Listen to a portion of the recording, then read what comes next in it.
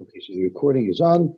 I just want to announce that this week's broadcast is being sponsored by the Westbrook family, Lilo Nishmas, the grandparents of both Mr. and Mrs. Westbrook, and their names are Shmuel Alexander ben Avram and Pesel Bas Meir Stern, and Moshe ben Avram and Miriam Bas Moshe Rappaport, who were both killed al Kiddush Hashem on Yud Aleph Kislev Hashem Yin Koim Damam. It's also Lilo Nishmas, Mrs. Westbrook's father, Moshe ben Shmuel Alexander Stern, whose yortet was Yud Chetz Kislev. Okay, so we are Daf Yud Gimel Amud Aleph. We're 5 lines from the top. And yes, what we learned about was the schedule of the day of Taanis. And we learned that the first half of the day, the Rabbanim got together to discuss any issues that they felt needed to be corrected in the community. And then after lunchtime, not after lunch because they were fasting, they spent 25% of the day or 50% of the remaining time learning and saying the Haftarah. And the last quarter of the day, everybody davened to Hashem. They beseeched the Rebbeinu Shalom for Yeshua. So now we are up to, 4 lines from the top of Yud Gimel Amud Aleph. Amar Rafram Bar Papa, Amar Rab Chisda. And today's discussion is going to be, are you allowed to shower when you're in Oval? Are you allowed to shower during tiny ice? So it's all about showering. Amar Rafram Bar Papa, Amar Rab Chisda. Kol Shul Mishum Evo. If there's a tinus that has to do with Avelis, because on Tisha B'Av, right? Tisha B'Av is a fast day, it's a day of Avelis. Or Ba'oval, or someone who's actually a real Oval, Rechman L'Tzlan, Aser Bein B'cham and Bein B'Tayim. They're not allowed to bathe, not in hot water, nor in cold water. We're going to see soon that not everybody agrees with this. But Reb Chisda says an Oval is not allowed to bathe even in cold water. But Kol Shul Mishum Tainuk, but the fasts that we're discussing for rain that are not Avelis, we're just refraining from indulging, like the other Inuyim could go in Taanis Tzibur. There, Bechamin Aser, because warm water is a Taanis, it's an Einik to bathe in warm water. But B'tzayin Mutter, you'd be allowed to bathe in cold water. Amar Rida Bar Avin, Afanan Ami Tanina. We actually see this alluded to in our very Mishnah, because our Mishnah listed off all of the things that are Aser on these more serious Taanis, the third set of 3. And the Mishnah specifically lists off Rechitza. And after it lists off the 5 Hinuyim in our Mishnah, the Mishnah goes on to say, V'noy Alan es hamer chatzois, which is probably worthwhile just taking a quick peek at the Mishnah to refresh our memory. So the Mishnah says, Avru Elav Aneinu, Bezdin Gojim Gimel Taanis Acheres Latibor, Oichlem V'Shoshim B'Joim, meaning they already have to fast from nightfall. Basurin b'Melacha u'Berechitza u'V'Sicha u'V'Dinas Azandol u'Tashma Shemitah, and the Tana adds in the Noyalim Es Hamer Chatzois, they shut down the bathhouses. So that's what we're going to be talking about. Now, bathhouses are known to warm water. That's what bathhouses do. They warm the water that people bathe in. So clearly, the Mishnah is speaking about warm water. Amar le Abaye. So the raya is, since it says v'noyel nasamechatzoyes, it means the Rabbanan are going to take action to prevent people from violating the Taanis. So how did they take this action?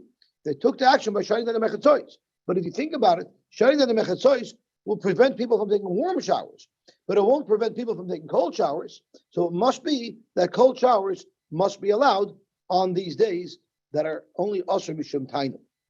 Amalei Abaye, that raya makes no sense, because let's say that in fact it's Asr to take cold showers. What should the Mishnah have said? If in fact our Tana held that even by the other Tanasim, you're not allowed to take a cold shower, so what should the Mishnah have said? What should the Gemara have said? What should the Mishnah have said? That you shut down the rivers? Guess what? The Rabbanim can't shut down rivers. Beavers maybe could, but not the Rabbanim. So you can't bring a raya from the fact that the Tana mentions that we shut down bathhouses to prevent people from taking showers, that it must be that they're allowed to take cold showers. because there is nothing they could do to prevent cold showers. Zok the Gemara,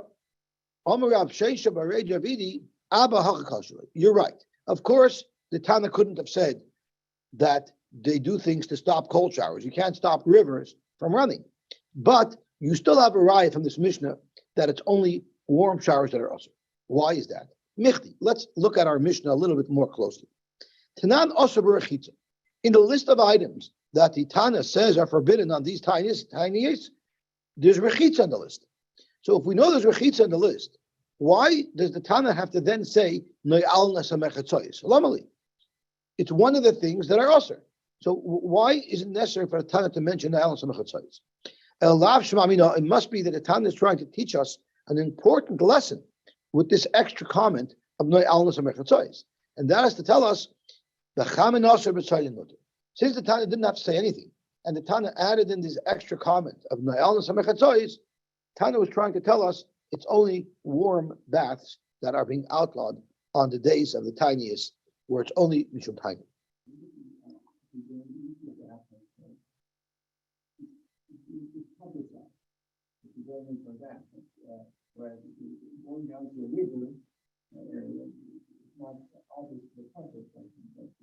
But it doesn't seem like they're worried here about obvious to the public. They're just trying to prevent people from violating the restrictions. So Zok Gemara, okay, instead of attacking, let's bring a riot. Lema Messiah, let's try to bring a riot to this fact that an oval cannot take a cold shower, but someone who's fasting because of this tiniest tzibur, because there's no rain, is allowed to bathe in cold water. Because the Brisa says as follows: Kol chayve tefillah is tovlin kadarkon vein b'tishma vein b'yom kippur. Someone who's chayve in the tefillah can tovel on Yom Kippur and Tishma. So before we freak out, you're not allowed to tovel in a mikvah on Tisha B'av and Yom Kippur, but in fact, in those days they were able to, because there's something called tefillah, the mitzvah tefillah b'zmana. You have to tovel on the first day that you can tovel.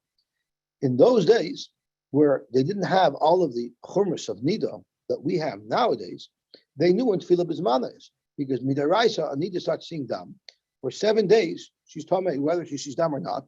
At the end of the 7th day, she goes to the mikvah. We know for sure she is tar at that point. However, nowadays, we're makbid, and every tipas dam kachargo to sit shiva nekiyim because of a suffix of a ziva. We're not really doing the tefillah deraisa. Our tefillah is never bismana because we don't even know when the real tefillah bismana is. It's all based on just gzeres. So therefore, it's not relevant to have such a thing as being toveling on Yom Kippur, on Tisha B'av. But in those days where they actually had tefillah bismana, so the Brisa says that someone who's chayiv in tefillah, we know that tonight is the right night to tovel. They could tovel bein b'tisha b'av bein b'yom kippur. So let's think about this. The Brisa is saying that for the mitzvah of tefillah only, you're allowed to tovel on Tisha B'av. But what type of water are we discussing this tefillah is going to happen in? If we're talking about toveling in warm water, well, tefillah b'chamin mi ika. How could you possibly tovel in warm water? Let's think about this. How do you warm up water? You put it into a pot, you put it on the fire. Well, then shuvin in it. Then it's mayim shuvin. So how is it physically possible to tovel in a kosher mikvah that's also warm? It must be that the discussion here of toveling is toveling in cold water. And what does this Brisa say? The chayvit tvilas in. Only someone who's mechuyev in a tefillah is allowed to even enter on Tisha B'av into cold water. But in a shechmin loy. But anyone else who doesn't have the mitzvah of tefillah, even in cold water, he may not go on Tisha B'av. So you have a raya that kol shumishim evel, such as Tisha B'av, you're not even allowed to tovel in cold water. So what everybody asked me last night was, what do you mean you can't have hot water that's kosher to tovel? Do we not tovel in warm mikvahs every single day? Aren't our mikvahs warm? Why isn't that a problem of shuvin? In other words, who said that you can't fix it with a shaka, with zriya? So why did the Gemara say it's impossible to have warm water that's shuvin? So if we slide over into Tosfos asks that question and tells us a chiddush. Tvila b'chamin mi'ika. Hashuvim ninu. Yeshuvim. Zok Tosfos. Midaloika amar mishkachas la tvila b'chamin diksher b'chamin kagon shahuchmu v'hum shachu lebrecha.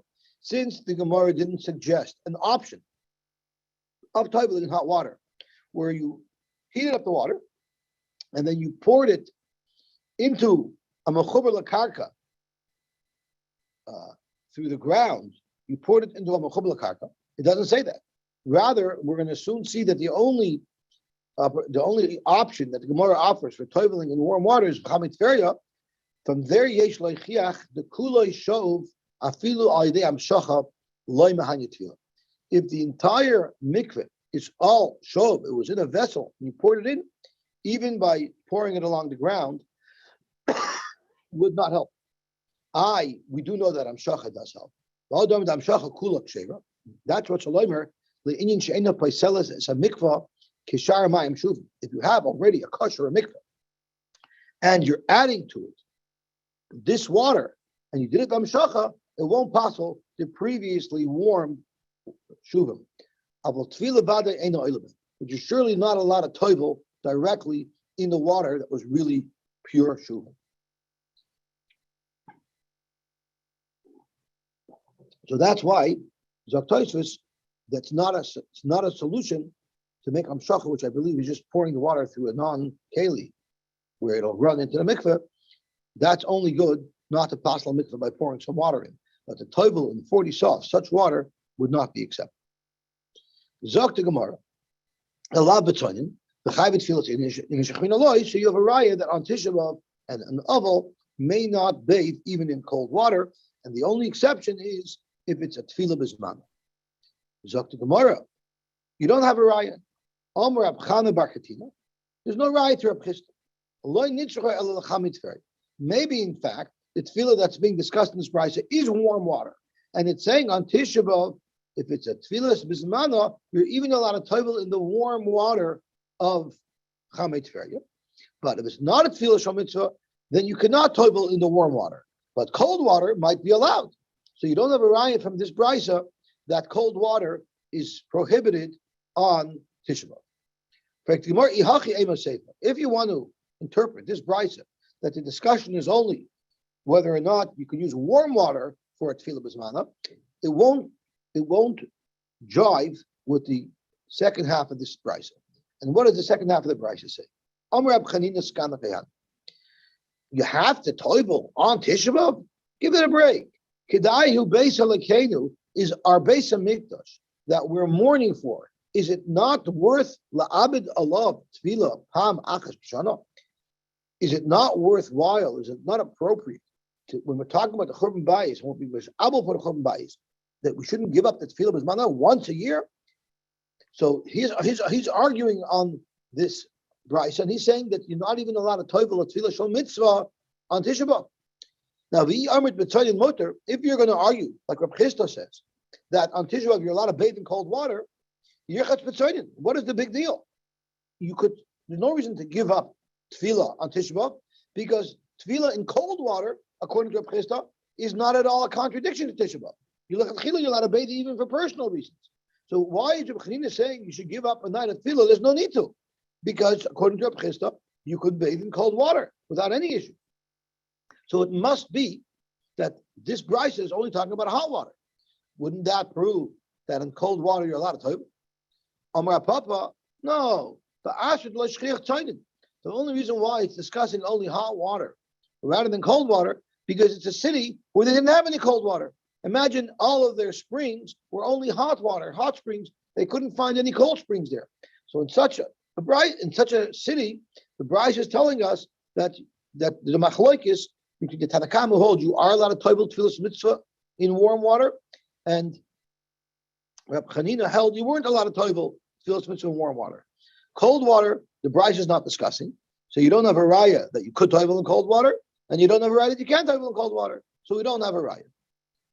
I always think to myself that here they're trying to find cold water. They couldn't find any cold water because everything's hot. So I always think to myself, in Seder Bereshis, the Torah discusses the arguments and the fights that people had over the water wells that were dug. The Gemara, the Pasuk always talks about the water wells. I'm thinking this was in the Middle East. What would happen? They would dig a well and oil would start blasting out of it. And Avram would say, oh, I can't believe I hit oil again. I need water. and they keep on digging wells, and they keep on uncovering these massive oil reserves, and they're so frustrated. What am I going to do with this garbage? I need water. Right? They want cold water. They couldn't get cold water. They only were able to get hot water. I guess so. Tashma. Kisha also b'malacha. I know that the Avis were very not makbid on the environment. How do I know? Because they raised cattle. And according to the leftists, cattle are one of the biggest producers of carbon dioxide. When they said it's also b'malacha, they said that it's only also to do malacha by day. So we're discussing in our Mishnah where it says during these Tanesim, you weren't supposed to do malacha. They only outlawed the malacha by day. But by night, mutter would be mutter. Morning. Also been and when they said in the Bryce in the Mishnah that all the 5 Einuyim are also, including the Ilas HaSandal, the wearing shoes is only also in the city when you're not traveling. But when you're traveling, mutter, you'd be allowed to wear shoes. You needed to travel. Okay, so how do you do this? If you're traveling, wear shoes. You're in the city, you're not traveling, let's take your shoes off. Now is the focus of the brisa that we're looking to help us with. When Chazal said that there's an inui, that rechitza is asur on these tanesim, they only said that you're not allowed to bathe your whole body. So we just learned now a new chiddush, is that on these taanis of tzibur, the issur of bathing is only bathing your whole body. But bathing aver, that's going to be allowed. And the same thing that we just listed, referring to a taanis tzibur, will also apply to a menuda and an oval. So we're focusing on the oval part, because we want to know, can an oval bathe in cold water or not? So if this entire brisa that we quoted is referring to an oval, so let's see. My love, akulu. Let's say the entire brisa is referring to an oval. So what are all the items discussed in the brisa? The Isser Malacha, the Isser Dilas HaSandal, and the Isser Rechitza. They all apply equally to the oval, which means the oval may not bathe his whole body, but the oval may bathe Panav Yodav Aragna. So exactly what type of water are we talking about? If you want to suggest that this brisa is discussing washing with warm water, and the brisa is saying that an oval is allowed to wash Panav Yodav Aragna with warm water, Misharu. Does anybody hold that this would be mutter? And the oval is not allowed to put his finger into warm water. So if that's the case, how could you possibly say that this brisa is speaking about an oval, and it's speaking about warm water? It's impossible. In order to be able to understand this brisa discussing an oval, it could only be talking about cold water. And if it's cold water, what is it saying? It's saying that with cold water, he could wash Panav Yodav Araglo, but with cold water he cannot bathe. That's fine. That's what the Krista said. But it's also speaking about the Taanis Tzibur. And then the Taanis Tzibur, it's saying that you cannot bathe in cold water. Rav Krista said on the Taanis Tzibur, it's only Mishamoinik, you are allowed to bathe in cold water. So this is shver from this brisa. Because this brisa seems to be saying that even on the Taanis, you're not allowed to bathe in cold water. This brisa is speaking about chamin. And therefore by a Taanis it's not a problem. Like Rav Krista said, you're not allowed to bathe in warm water. You're allowed to do aver in warm water for a taanis tzibur, but cold water you're allowed to bathe in.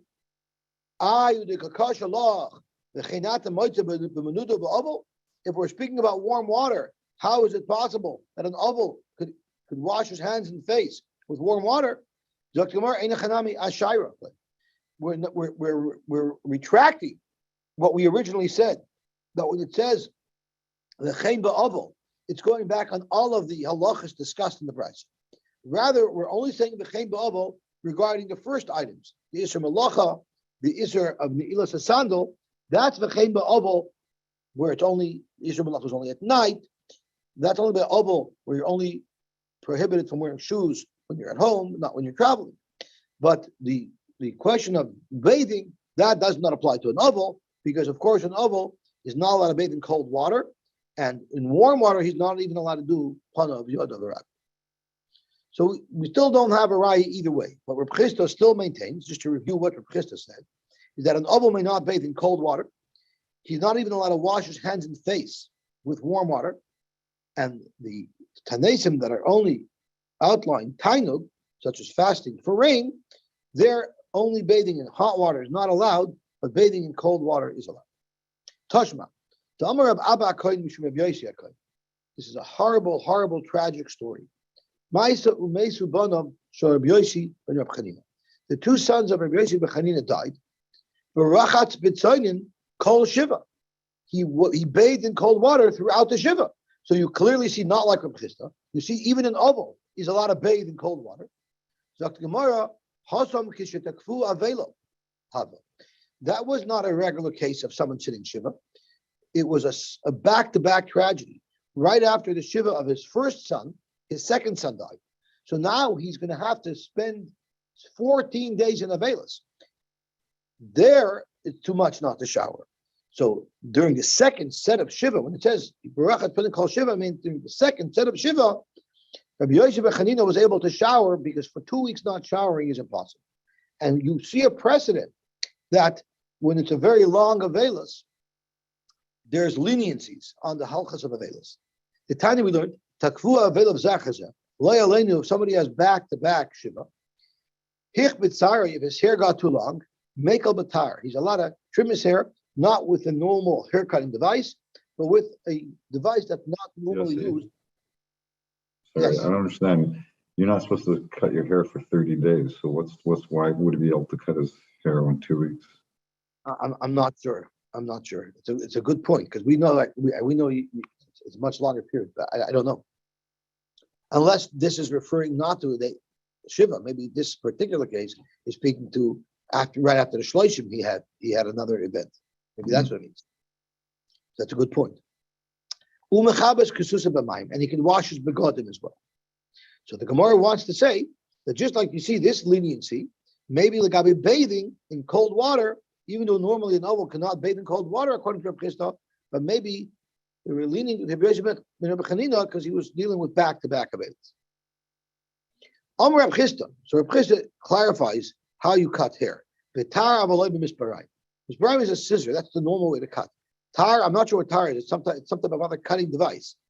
Does the article say what the definition of the word tar is? A razor.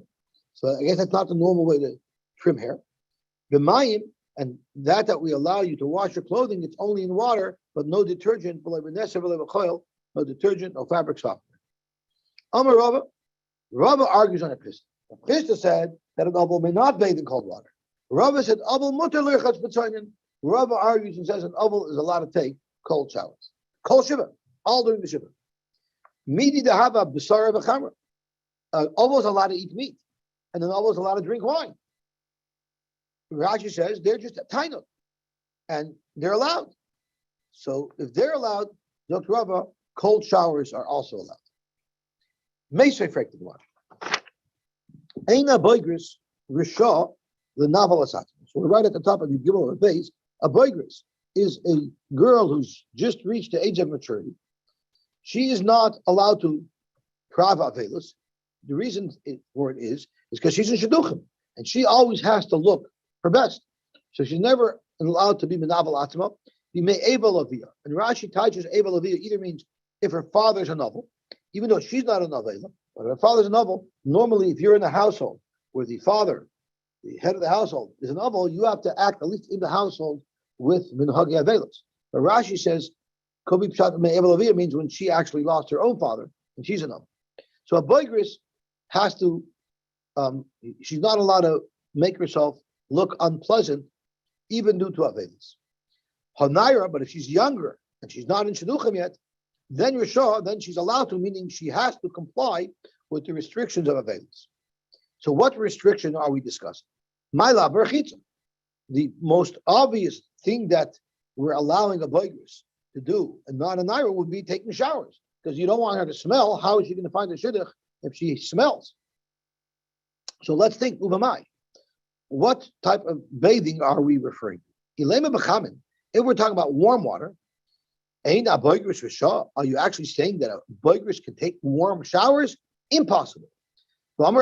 Just like we had from Reb Sheshes a moment ago on Amud Aleph, Aval also that's boy b'chamin. And Aval is not even allowed to put a finger into hot water. So even this boigris, who we're giving her leniencies, she surely wouldn't be able to bathe in warm water. Why is that a raya? She's not a novel. Well, there's two pshat we discussed. The one pshat is that she's a novel, she lost her father. So that would only make sense for the pshat. But the other pshat is if her father is an oval in the house, she actually has to prav avelis too. Yeah, but I don't think you can bring a raya from the actual. You mean it's not the same chiyuv? You mean? Yeah. I hear you, Ara. But according to the other pshat, actually, for sure, it's not an issue because she's actually an oval available. Yeah. So the only way you can understand this brisa that a boigris can bathe while she's in avela must be only in cold water. So you have a raya from here that normally you're not allowed to bathe in cold water. Normally an oval may not bathe in cold water. We only have an exception for a boigris. So that's fair on Rava, because Rava just said that any oval is allowed to take a cold bath. So this brisa is not discussing bathing at all, because of course a boigris is not allowed to take warm baths, and everybody's allowed to take cold baths. So what special leniency are we applying to a boigris that we don't apply to anybody else? We're talking about other types of ways that she beautifies herself. And Rashi's pirchas is besir, she's combing her hair, making her hair nice. And pirchos is kibus, and kichol would be cleaning her clothing. So that's what she's allowed to do. That's what she's allowed to do. But of course, bathing, anybody can bathe in cold water, so she doesn't have a special allowance. And nobody's allowed to bathe in warm water. She doesn't have an allowance for bathing. Normally you take a hot shower and a warm shower, that's relatively cold. So you want to know where you draw the line between cold and warm? I don't know. I don't know where that line is drawn. Lema Mishayale. Let's bring a raya to Rava, and let's prove, in fact, that an oval is allowed to take cold showers. The Amar of Abba HaKoyin, a very familiar story. We just learned it on Amar Aleph. The Amar of Abba HaKoyin, Mishum Reb Yosy HaKoyin. Maisa, once upon a time, Umesu Banav, Shorab Yosy, Reb Chanina, Barachat B'Tzayin Kol Shiva. So you seem to have a raya that an oval is allowed to bathe in cold water. Ambri, we said, Hasam B'Shetakvu Avelav Zeh Chazeh. It was back to back, so you don't have a raya. The Tanya Takvu Avelav Zeh Chazeh, Tich B'Tzayroi Meikal B'Sar. Umachabes Kesusai B'Mayim. And Amar Abchista B'Sar Avoloi B'Misparayim, B'Mayim, V'loi B'Neser, V'loi B'Choil, V'loi B'Oil. So this is the first shot in the Rava that an oval is allowed to take cold baths. Ika de Amri, but there was another version of what Rava said. Amar Rava, oval asur b'tzayin kol shiva. It's asur for an oval to bathe even in cold water all shiva, which is like what Krista said earlier. Basa v'yayin are allowed to be eaten by an oval, and they're outside. So why can't they take a cold shower as well?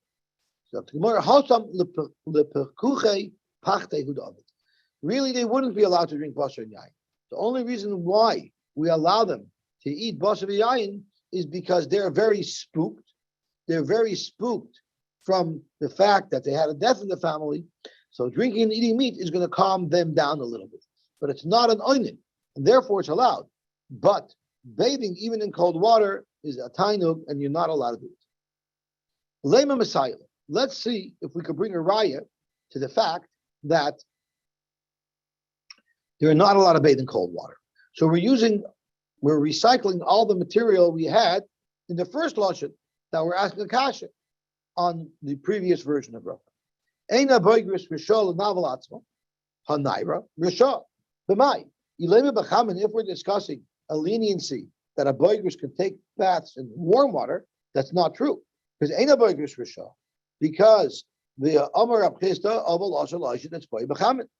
Elab b'tzayin, there must be, we're discussing cold showers, and you have arrived from here that you cannot bathe even in cold water as an oval. The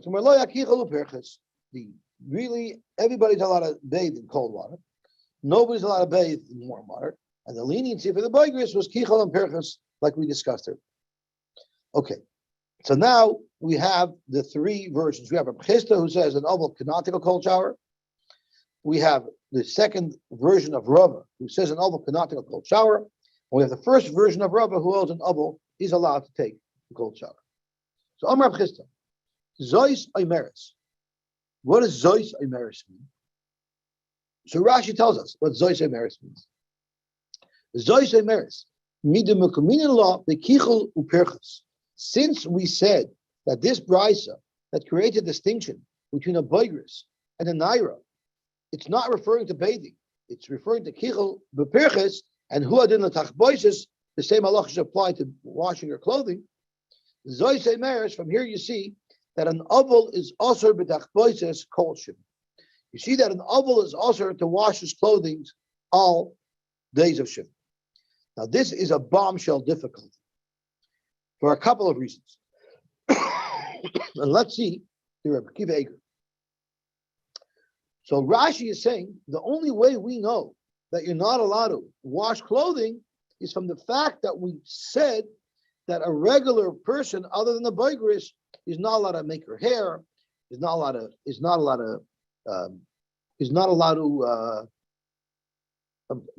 let's see what I want. Pirchas is besar, and kichol. Kichol is I guess eyeshadow, it's makeup, right? Right. So we're also extending it to washing clothing. So I didn't translate earlier. I translated as washing clothing. It's not washing clothing. It's two different things. And if Chisda wants to extend that same halacha to washing clothing, that wouldn't be allowed. But this is Bamadik Shver. Tameani Frekta B'Kivei. Hamar de Shmaitza Hu Reb Chisda. Reb Chisda is the one who originally said the halacha that an oval cannot take cold showers. The Svir Leiloil, he held earlier, the Mishum Oval Aser B'Tzayin, right? Reb Chisda, that's how we started today. With Reb Chisda saying that an oval or a Tisha B'Av, you're not allowed to take a bath in cold water. According to Reb Chisda, who holds that an oval cannot take a cold shower, well, then he didn't even need to stelline this brisa with the boigris that it's speaking about pirchas v'kichol, because he could learn to speak about cold water, and there's a leniency made for a boigris that she's allowed to take a cold shower, but anyone else cannot take a cold shower, and that's how he would learn the pashas of the brisa. So he would have never have applied our brisa to be discussing kichol pirchas. He would learn the brisa pashas that it's speaking about bathing. So how could Reb Chisda extract from this brisa that you're not allowed to wash your clothing on or during a velus, where he's not discussing kichol pirchas and similarly washing clothing? He would learn the brisa the pasha speaking about bathing. So that's problem number one. Why, of all people, Reb Chisda would say Zois Oimeres. And problem number two is Gam l'mayin tzarich lo yichacha. Why in the world do I need a raya that you're not allowed to wash your clothing? Miyukim tezu, from the fact that, according to Rava, we're saying that the brisa is speaking about kichol and pirch. Gam l'mayin tzarich lo yichacha miyukim tezu. Hanishma mi brisa d'loil. It's much more obvious, without making this diuk, it's much more obvious from the earlier brisa that you're not allowed to wash your clothing for the week of Shiva. The takfu avela, we had a case earlier where Rabbi Yosy bar Chanina had back-to-back avelas, and it said there that machabes ksusa b'mayim. He's allowed to wash his clothing since it's an extended period of time, and even though he's allowed to wash his clothing, it's with restrictions. There's no detergent allowed. So couldn't you bring a raya from that brisa that discusses the story with Rabbi Yosy bar Chanina that only under certain conditions allowed limited washing? So it's obviously not allowed to wash clothing. So why would Reb Chisda make a dik from a brisa, from a pshat in a brisa that he doesn't even hold like, if you have an obvious brisa that clearly shows you're not allowed to wash clothing when you're in oval? This is a real pinch. This is a real difficulty that I don't have pshat in. So we don't try to answer Reb Kiveger's kasha because Haki Hedler once it over from somebody who wrote a whole sefer to answer up Rabbi Kiveger's kashas on the entire Masechta. I don't know which Masechta it was, but he had a sefer where he wrote every single day in the Shas's kasha, he had a text. But there were two there were two kashas of Rabbi Kiva in the Masechta that he couldn't figure out an answer to. And when he brought his sefer to Rab Shach for Haskama, Rab Shach wrote him a Haskama. This Yid is an unbelievable Talmid Chacham. He understood with clarity two kashas of Rabbi Kiva. Zok the Heilige Gemara weiter.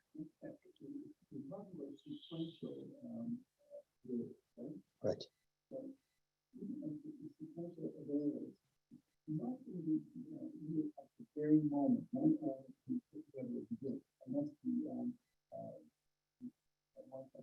There was a slight overlap. Right. Well, maybe there wasn't a gap. If there was a gap, then he had no problem in between. He could have. Normally there would not be a gap. Maybe that's what happened. Unusual. But it could also be an overlap. It could be one died before the end of Shuvah.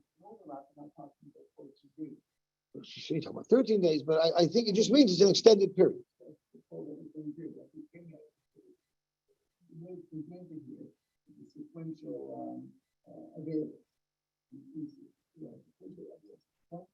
A slight gap which theoretically would have allowed you to bathe in that time.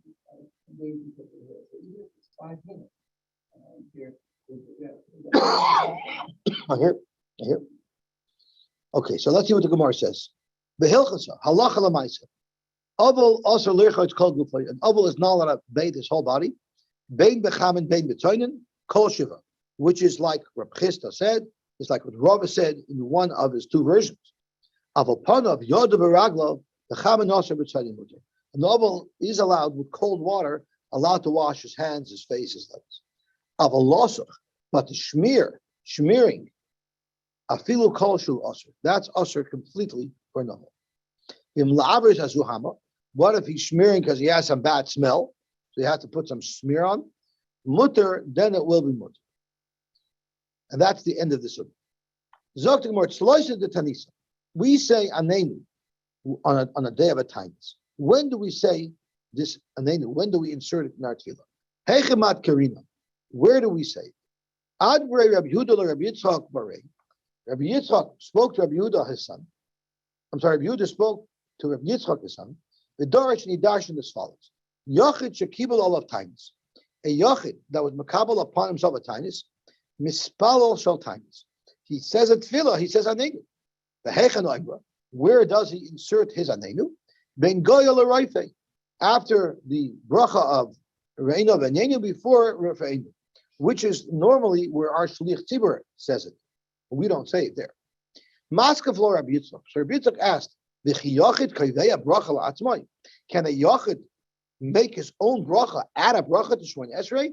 You don't find such a thing. Ella Amar Rabbi Yitzchak b'shomeya tefillah. You don't make a separate bracha. We do what we do is we add aneinu in the bracha of Shemei Tefillah. V'chein Amar Rabbi Sheshes b'Shemei Tefillah. So that is the conclusion that we say aneinu. The yochid says aneinu in the bracha of Shemei Tefillah. Meisei Freitig Mar. Ein ben yochid l'tzibur. The only difference, the Brisa says the only difference between a yochid and a tzibur is el shezem espal shmoina esrei. The yochid says 18 brachas, but the tzibur v'zem espal tesha esrei. 19 brachas, meaning they add in aneinu as a separate independent bracha. So what is the yochid and tzibur that this Brisa is making a distinction between? My yochid and my tzibur. Ilema yochid mamish. If it means a yochid, meaning an individual making his own kindness, and that's where you just say it in Shemei Tefillah. The tzibur means the shliach tzibur, that the chazan makes a separate bracha out of it. Hani tesha esrei, it's not only 19 brachas that a shliach tzibur says on the taanis tzibur, the normal 18, but adding the extra bracha of aneinu, because we're going to learn soon that esrei v'arba havu, on the taanis tzibur, the shliach tzibur actually said 24 brachas. So it doesn't make sense to say that when the Brisa talks about someone making 19 brachas, it doesn't make sense to say that it's referring to the chazan. Elav hachikam. This is what the Brisa must mean. And ben yochid the kibul olav taanis yochid li yochid shekibul olav taanis tzibur. We discussed that taanis yochid is a much more lenient type of taanis. It doesn't involve the chamisha inuyim, but a taanis tzibur does. So a yochid could accept upon himself a more severe type of taanis, like a taanis tzibur, and he could be makabel upon himself a more relaxed type of taanis, like a taanis yochid. The difference between those is El Shazem is Bal Shmona Esrei. If you're makabel upon yourself a more relaxed tightness, then you say Aneinu and Shemei Tefillah. V'zem is Bal Esrei. But if you were makabel upon yourself a serious tightness, then even you as a yochid can add in the bracha of Aneinu between Re'ina and Rafeinu. Shemamina yochid kavei bracha la'atzmai. So this brisa seems to indicate that a yochid could add his own bracha of Aneinu into the Shmona Esrei. So let's say this brisa is talking about a shlich tzibur. You had a problem with the shlich tzibur esun v'arba matli. You said a shlich tzibur doesn't say 19 brachas. Rather, the shlich tzibur says 24 brachas. Zok to Gemara, v'kamaisa. We're speaking about the first set of Tanaisim where they didn't yet say 24 brachas. The Gimel Taanis Rishon is the leka esun v'arba. So this fact that the shlich tzibur on the Taanis says 24 brachas, remember we have 3 sets of Taanis that we're talking about. There's the first set of 3 that are nigzar on everybody. There's the second set of 3 that are more severe. And then there's a third set of 7. So when we're talking about 19 brachas, we're speaking about the first 3 Taanis, which were only day Taanis. There, the shlich tzibur didn't say 24 brachas. How could you say that? Well, ein bein katani. We have a Mishnah that says the words ein bein, and it says ein bein gimel rishonis till gimel amtzayis. There's no difference between the first 3 days that we fast and the second set of 3 days that we fast. El shebe'elu mutarin basis malacha. On the first set, it's mutar basis malacha. Uve'elu asurin basis malacha. Halachav dalet. But regarding how many brachas the shlich tzibur says in the Shmona Esrei, zev is hashaven. So how could you tell me that the shlich tzibur doesn't say 24 brachas in the first set of Taanis? It would be listed in these ein beins. The Gemara Tana v'Shayir. Maybe the Tana left out some items that are different between the first set and the second set, namely the fact that by the first set you don't say 24 brachas. Zok Gemara, if you want to suggest that the Tana left something out, my shire to high shire. The Tana would never leave over only one item. If the Tana is not being complete, he'll leave over at least 2 items. So what else did the Tana leave out? That there's a difference between the first set of Taanis and the second set of Taanis. We don't have anything. V'su, but ein bein katani. Ein bein is the type of nusach that you can argue you cannot say Tana v'Shayir. It's a precise language. There is no difference other than A. So how can you suggest there's another difference? So Zok Gemara, you're right. the Tana that says ein bein, Be'isura Kamari. He's only talking about the restrictions of the Taanis. And there's only one difference in restrictions, Mesias Malacha. But in a different category, in the tefillas that are made on these Taanis, this Tana is not even discussing that. So this Tana could easily agree that on the first set of Taanis, the shlich tzibur says 19 brachas, and on the second set of Taanis, he says 24 brachas. The fact that he didn't list them in this brisa of ein bein is because this ein bein brisa is not discussing the davening. He's just discussing the restrictions. Or I can make another argument. Even on the second set of Taanis, you don't say 24 brachas. It's only the third set where there's 24 brachas. V'loy, is that so? The only difference is only these differences. Meaning you either say 24 brachas by both of them or by neither of them, and we know you say it. So you have proof from here that by the emtsois you say the 24 brachas. If you want to argue Tana v'Shayir, in fact, that there's an additional difference, that by the second set of Taanis you don't say 24, but by the third set you do say, but ein bein katani, the same as far we said before, ein bein is precise. The Tizbra Fekuma, ein bein dafka, are you telling me that whenever it says ein bein, it means that you cannot find exceptions? V'Shayir teva, even if you say the 24 brachas is the same from one to the other, but there's another difference that the Tana didn't list off, and that is on the third set of Taanis, they took the bima out into the street and they davened outside. That's a huge difference between the third set of Taanis and the second set, and the Tana doesn't mention that. So you see that the Tana could leave out things. So maybe by the same token, he also left out the difference of the 24 brachas. That's not considered something that was left over. Why? Because immediately the tzina katani, immediately the fahesha like the Tana. The Tana is only listing off things that if the Tana didn't tell us, we wouldn't know. Things that are obvious, like taking the bima out into the street, that everybody knows, that's not something that the Tana even discussed. We're running a little bit late, so we'll stop here, and the Minsham will be mamshech on this Shiloh tomorrow. So once again, we're having a discussion right now as to when you say Aneinu in this tefillah, when you don't, and this halacha by certain tanias, the shlich sibus, the 24 brachas, where does that apply to? We know it doesn't apply to the first set of tanias. Now we're juggling in the second and third sets of tanias, whether or not the shlich sibus has 24 brachas or 90. We'll stop here.